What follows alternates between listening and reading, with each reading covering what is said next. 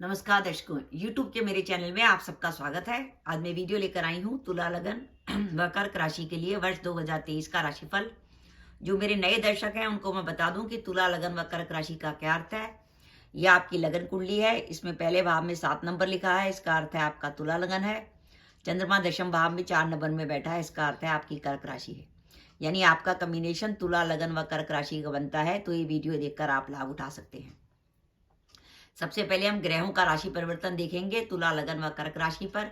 वर्ष के आरंभ में शनि महाराज आपके चौथे भाव में होंगे, मकर राशि में, और वो 17 जनवरी के बाद आपके पंचम में चले जाएंगे, कुंभ राशि में, जहां से उनकी सप्तम पर, लाभ भाव पर और धन भाव पर दृष्टि होगी।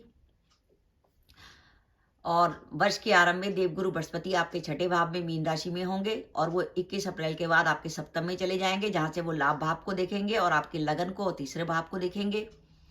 21 अप्रैल से 30 अक्टूबर तक आपके सप्तम भाव में गुरु व राहु की युति रहेगी और 30 अक्टूबर को राहु राशि परिवर्तन करके आपके छठे भाव में आ जाएंगे, मीन राशि में। वक्री हैं इसलिए उल्टे चलेंगे, मेष से मीन में आएंगे और केतु आपके द्वादश में। कर्क राशि से बात करें तो 17 जनवरी 2023 को जैसे ही शनि महाराज कुंभ राशि में प्रवेश करेंगे, कर्क राशि की शनि की ढैया आरंभ हो जाएगी।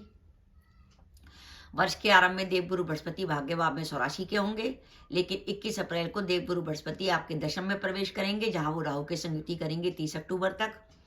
और 30 अक्टूबर के बाद राहु राशि परिवर्तन करके आपके भाग्य भाव में आ जाएंगे और केतु आपके तीसरे भाव में।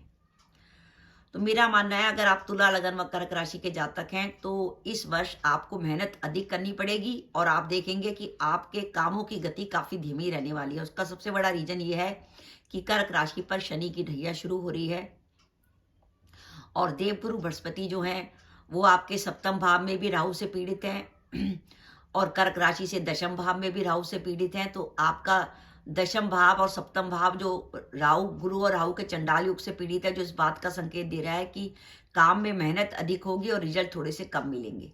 तो अब हम बात करते हैं कि तुला लगन व कर्क राशि के लिए वर्ष 2023 में क्या है। पहली बात बताएं कैरियर को। पाप ग्रह आपकी कुंडली में प्रभाव डाल रहे हैं आपके दशम और सप्तम भाव पर, तो हो सकता है इस वर्ष आपके मन में ये बात आए कि मैं वर्तमान जॉब को छोड़ूं और दूसरी जॉब को पकड़ूं। तो वर्तमान जॉब में परिवर्तन की संभावना आपकी बनती है। हो सकता है आप वर्तमान जॉब में संतुष्ट ना हो, दूसरी जॉब की तरफ जाएं। दूसरा, अगर आप सरकारी नौकरी में है तो आपकी ट्रांसफर की संभावना बनती है और जो लोग विदेश जाने की तरफ सोच रहे थे उनके विदेश जाने की भी संभावना बनती है। क्योंकि जब भी कुंडली के दशम या सप्तम भाव में शनि या राहु केतु जैसे ग्रहों का प्रभाव आता है तो वो वर्तमान स्थिति में परिवर्तन दिखाते हैं। तो ऐसे ही कुछ परिवर्तन तुला लगन व कर्क राशि के लिए लग रहा है कि वर्ष 2023 में कोई ना कोई परिवर्तन होगा। आप कोई व्यापार करते हैं तो उसमें कुछ नई शुरुआत कर सकते हैं। नौकरी करते हैं तो हो सकता है आप एक जगह छोड़कर दूसरी जगह चले जाएं, हो जगह आप अपना स्थान परिवर्तन कर लें या विदेश यात्रा पे चले जाएं। तो ये सब कुछ परिवर्तन आने की संभावना आपकी इस वर्ष लग रही है। पर ध्यान रखिएगा, गोचर से बात करें तो मेरे हिसाब से गोचर 48% तक ही आपके लिए बढ़िया है और ये गोचर इस बात का संकेत दे रहा है कि गोचर बता रहा है कि मेहनत अधिक होगी और काम की गति धीमी होगी। अब इस एक बात को ध्यान से सुनिए, मैं सिर्फ बात गोचर की कर रही हूँ। अगर आपका जैसे तुला लगन है और आपकी कुंडली में बुध की, शनि की या शुक्र की महादशा या अंतर्दशा चल रही है तो ये नेगेटिव गोचर आपका कुछ बिगाड़ नहीं करेगा।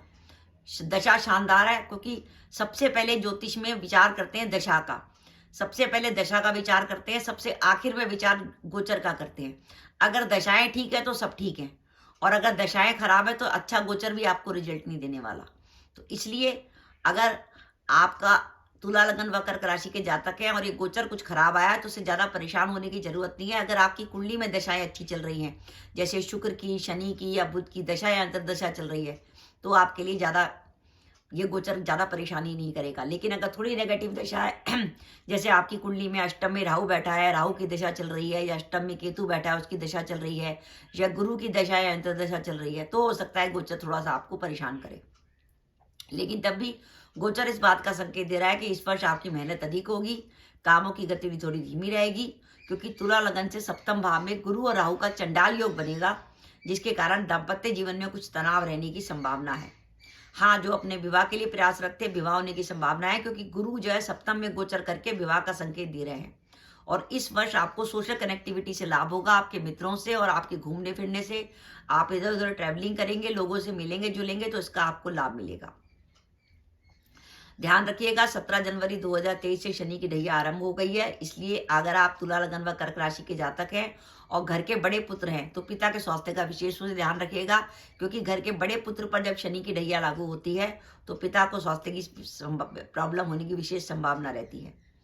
और साथ ही ध्यान रखिएगा कि इस वर्ष अपने कार्यस्थल पर किसी भी प्रकार के वाद विवाद से अपने को बचा के चलिएगा। आप कोशिश करिए, आप तुला लगन व कर्क राशि के जातक हैं, अगर गोचर नेगेटिव है लेकिन दशाएं पॉजिटिव है फिर तो कोई चिंता की बात नहीं है। दशाएं अच्छी हैं, जैसे आपकी दशा मंगल की चल रही है, बुध की चल रही है, शनि की चल रही है, शुक्र की चल रही है, तो ये दशाएं ऐसी हैं कि आपको कोई परेशानी नहीं होगी, चाहे गोचर कितना नेगेटिव हो। लेकिन दशाएं थोड़ी सी नेगेटिव हैं, जैसे केतु की है, राहु की है, या गुरु की दशा या अंतर्दशा चल रही है, या किसी ऐसे ग्रह की दशा है जो छठे, आठवें, 12वें भाव में नीच का होकर बैठा है, तो हो सकता है वो थोड़ा सा ये गोचर आपको परेशानी दे। लेकिन तब भी गोचर इस बात का संकेत दे रहा है कि थोड़ी सी सावधानी रखिए तो वर्ष आपके लिए अच्छा चला जाएगा। बस ध्यान रखिए, मेहनत करते रहिए, काम की गति धीमे लगे, कोई टेंशन नहीं है। जैसे ही आपका समय बदलेगा आपके काम की गति भी बढ़ जाएगी, परेशान होने की जरूरत नहीं है। और खाली गोचर के आधार पे कोई डिसीजन लीजिएगा। अगर आपको कोई महत्वपूर्ण डिसीजन लेना है तो अपनी कुंडली किसी को दिखा लीजिए, क्योंकि आप कहीं गोचर सुन के परेशान हो जाए कि मेरा वर्ष 2023 खराब जाने वाला है और पता लगा आपकी तो दशाएं बहुत शानदार है। तो क्योंकि दशाएं अगर अच्छी हैं तो गोचर कभी प्रभाव नहीं डालेगा। हाँ, गोचर भी बहुत बढ़िया हो तो दशाएं नेगेटिव हो तो भी कुछ रिजल्ट नहीं मिलने वाला।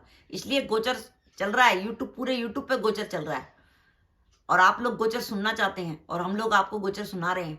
पर बात यह है कि मेन खेल दशाओं का है। कुंडली में अगर, क्योंकि कुंडली में दशाएं बताती हैं आपकी कुंडली में क्या होने वाला है। आपके घर में संतान का जन्म होने वाला है, विवाह होने वाला है, इस वर्ष आपकी नौकरी लगने वाली है, इस वर्ष आपकी विदेश यात्राएं होने वाली हैं। ये जब तक कुंडली की दशाएं संकेत नहीं करेंगी गोचर भी प्रभाव नहीं डाल सकता है। गोचर चाहे सारी चीजों का बन जाए, लेकिन अगर दशा नहीं मिलेगी तो गोचर भी चुप है।